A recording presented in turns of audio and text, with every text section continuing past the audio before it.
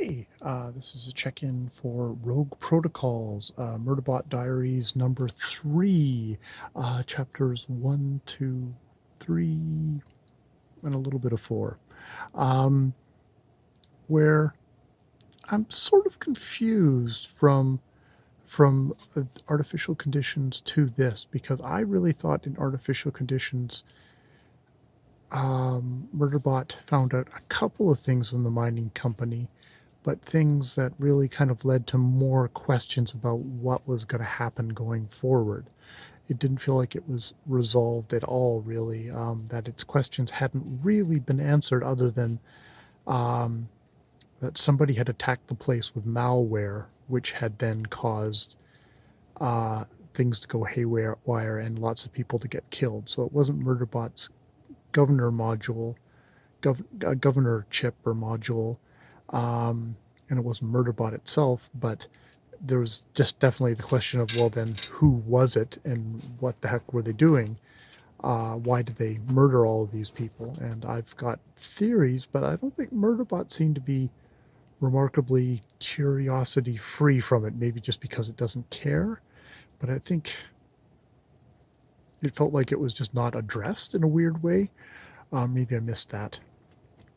So in this book, Rogue Protocols, um, it learns from the feeds that Dr. Mensa is getting increasing questioning about Gray Chris, this the survey unit company that had been attacking and killing the other survey units, Dr. Mensa's one and the Delta survey unit, the Delta one that they killed everyone and they nearly killed Dr. Mensa's group.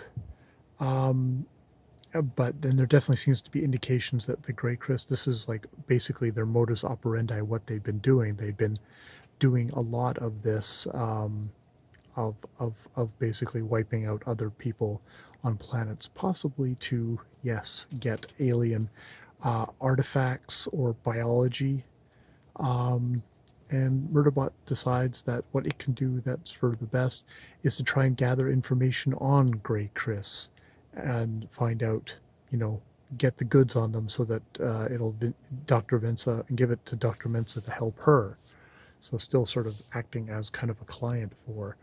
Um, so it gets on a ship that's going to the terraforming station that goes around the planet.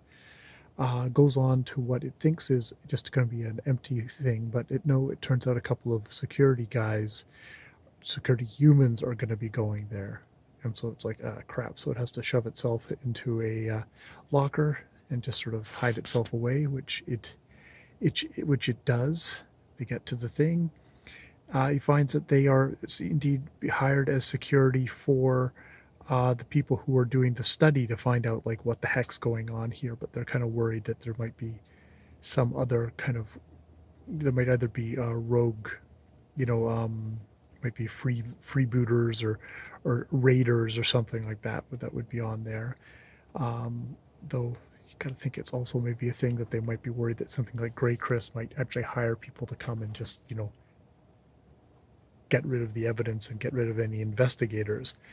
Um, and so they have a bot, a very sort of what I would almost consider like, and it's pure robot, and it considers the humans its friends and is very naive, and it's almost like a good slave in a way, like a happy slave in that sense.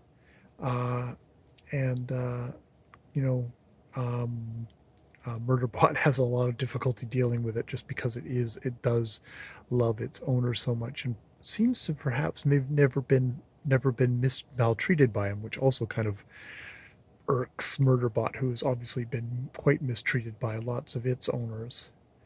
And so it does team up. It convinces the little robot that it's a it's another security personnel that's kind of there secretly to protect its owner, and that you need to help me to help protect your owner, so you have to keep it a secret. And he's like, okay, I will, because he's very naive and sort of believes everything, and wants to save thing. Um, in the course of stuff, yeah, they do get attacked while going in to kind of look through stuff in this area. There is a there's a like basically just a little kind of remote bot thing that tries to basically rip off the leader's head. But there's also a combat bot that is much more serious, which they are now engaging. But he gets made almost it.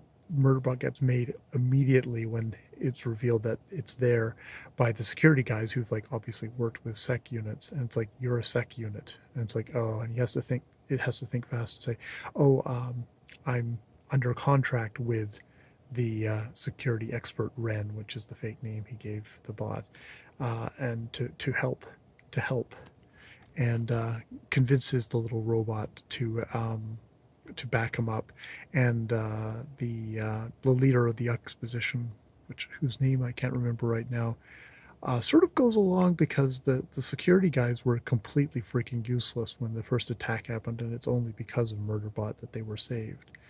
Um, so this all does seem to be, again, the whole thing of um, Gray Chris being kind of interested in in um, in alien equipment, and keeping everything super quiet, operating in this super corrupt corporate thing.